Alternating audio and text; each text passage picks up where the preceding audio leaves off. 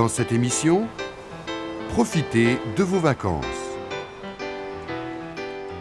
L'Eldorado des Pyrénées. Dans les Alpes, un chemin pour découvrir. Info. 89% des Français organisent eux-mêmes leurs vacances. 11% font appel à des professionnels. La durée moyenne des vacances d'été est de 23 jours. Savoir dire. Apprendre à faire de la planche à voile. Pour apprendre à faire de la planche à voile. Pour apprendre à faire de la planche à voile. Il faut appuyer. Il faut appuyer. Il faut tirer et lâcher. Il faut tirer et lâcher.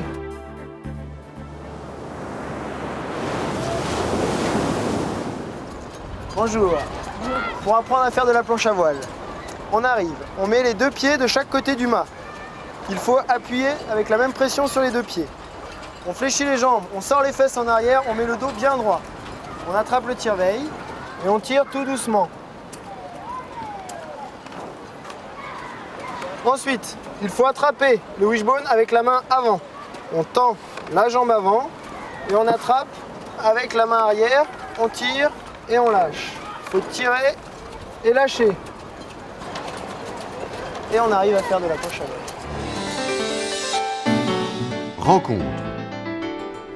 L'Eldorado des Pyrénées.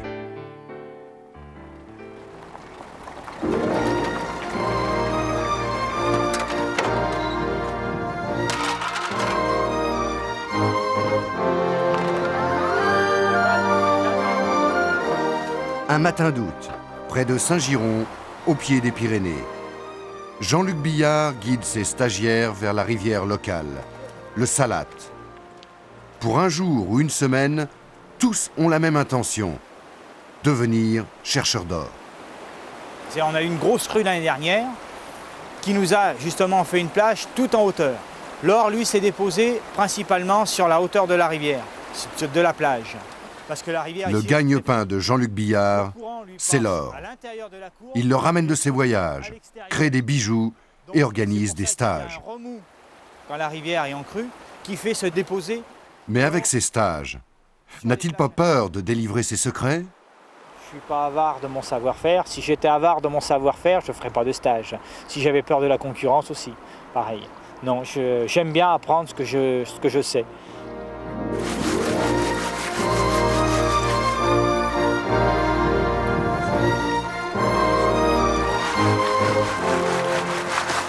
Toujours garder ta battée à la main.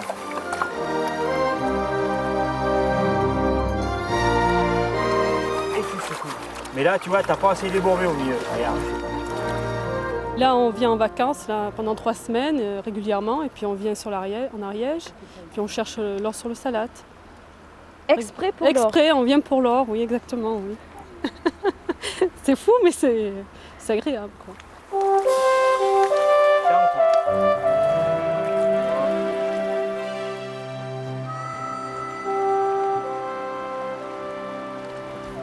Pourquoi vous cherchez de l'or? Pour le plaisir de le trouver moi-même et puis parce que je suis collectionneur de minéraux. Voilà. Vous allez trouver de l'or aujourd'hui? J'espère, oui, je suis venu pour ça.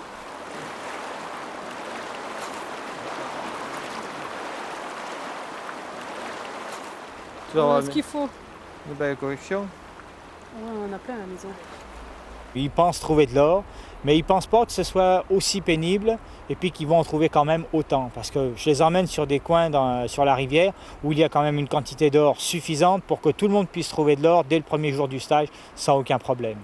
Ils sont surpris de la quantité, mais en quantité de paillettes, mais déçus un petit peu en poids. Qu'est-ce que je vais en faire? Mais que voulez-vous que je fasse avec cette poussière d'or? Je vais la regarder, puis je serai contente. Ça sera un très bon souvenir. Info. La dégustation de vin est une activité importante des vacances. Sur les routes de vin, vous pouvez découvrir des caves dans la plupart des régions de production. Savoir dire.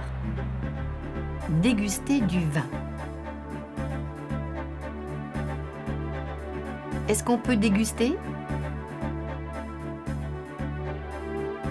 Est-ce qu'on peut déguster? Un vin léger, sec.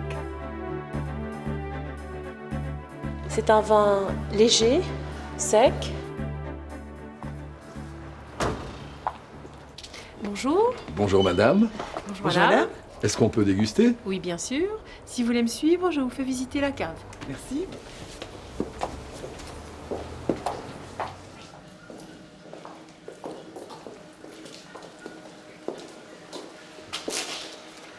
Voilà. Est-ce que vous connaissez déjà les vins d'Alsace? Un peu, enfin, pas beaucoup. Donc je vous propose de goûter un pinot blanc. C'est un vin léger, sec, un vin de soif, gouléant.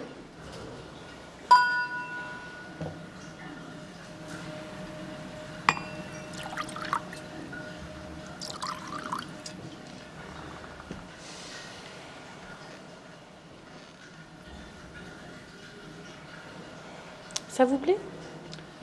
Très agréable. Il est très fin. Savoir entendre. À vous de trouver la réponse. Est-ce qu'on peut acheter une ou deux bouteilles seulement? Si vous aimez les vins secs, je vous propose de goûter le Riesling. C'est un vin plus sec que le pinot blanc, plus fruité, avec des arômes très fins. C'est le roi des vins d'Alsace.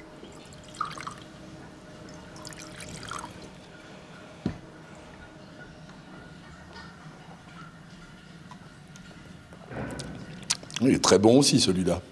Délicieux. Il a un goût très délicat. Est-ce qu'on peut acheter une ou deux bouteilles seulement? Oui, bien sûr. Parfait. Votre santé. Votre santé. Merci. Compris. On peut acheter une ou deux bouteilles seulement. Savoir dire. Acheter un cadeau. Vous l'avez dans d'autres couleurs? Vous l'avez dans d'autres couleurs? Elles font combien? Elles font combien? C'est pour offrir? C'est pour offrir, madame?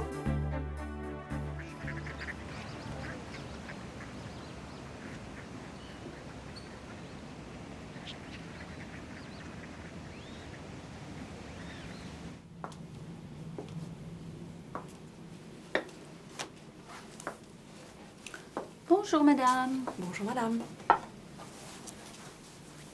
Je peux vous aider?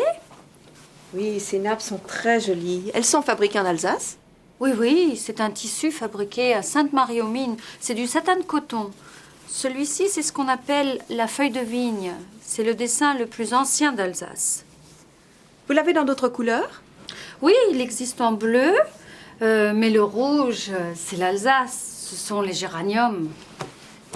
Elles font combien? Ça dépend de la dimension. La nappe carrée fait 525 et la nappe rectangulaire 755, madame. Bon, je crois que je vais prendre la rectangulaire en rouge. Oui? C'est pour offrir, madame? Oui, c'est pour offrir. Je vous fais un paquet cadeau? Volontiers, merci. Rencontre. Dans les Alpes, un chemin pour découvrir.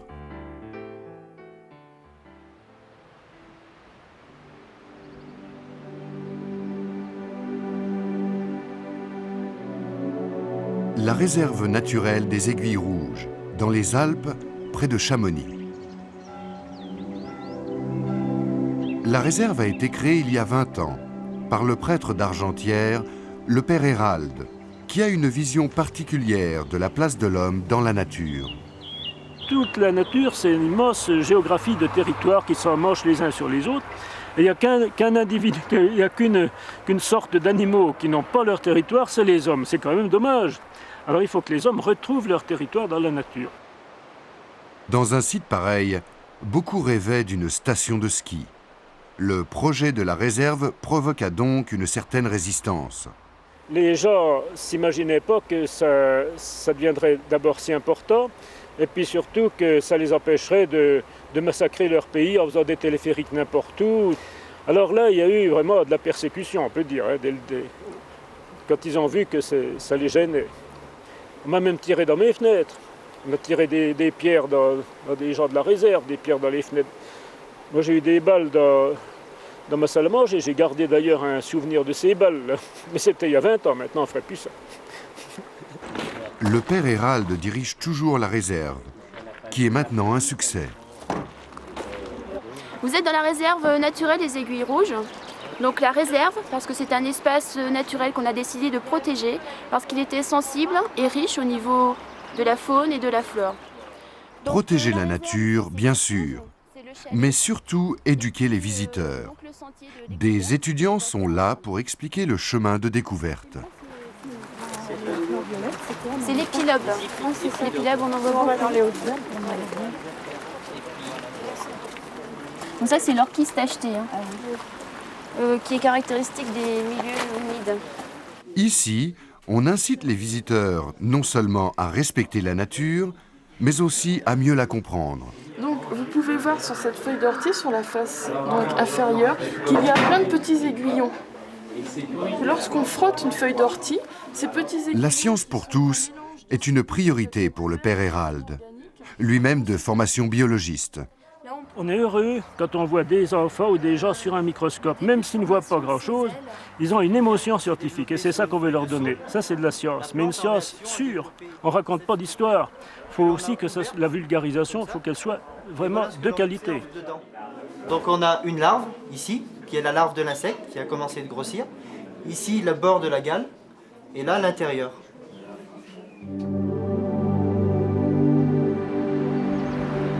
Mais on n'apprend pas comme dans une école. On va leur apprendre à lire un paysage, c'est pas pareil. On va pas leur apprendre à lire des livres, mais un paysage, une plante, un caillou, un oiseau. Pour l'instant, la réserve est une étape. Si l'homme réapprend la nature, elle n'aura alors plus de raison d'être. Ce qu'on souhaite qu'elle devienne, c'est qu'elle disparaisse. Ça voudra dire que les gens n'auront plus besoin. Ça veut dire que les gens auront changé. Alors là, ça sera la victoire. Eh bien, ça devrait être pareil pour toutes les réserves. Que l'homme retrouve son territoire dans la nature, on aura gagné.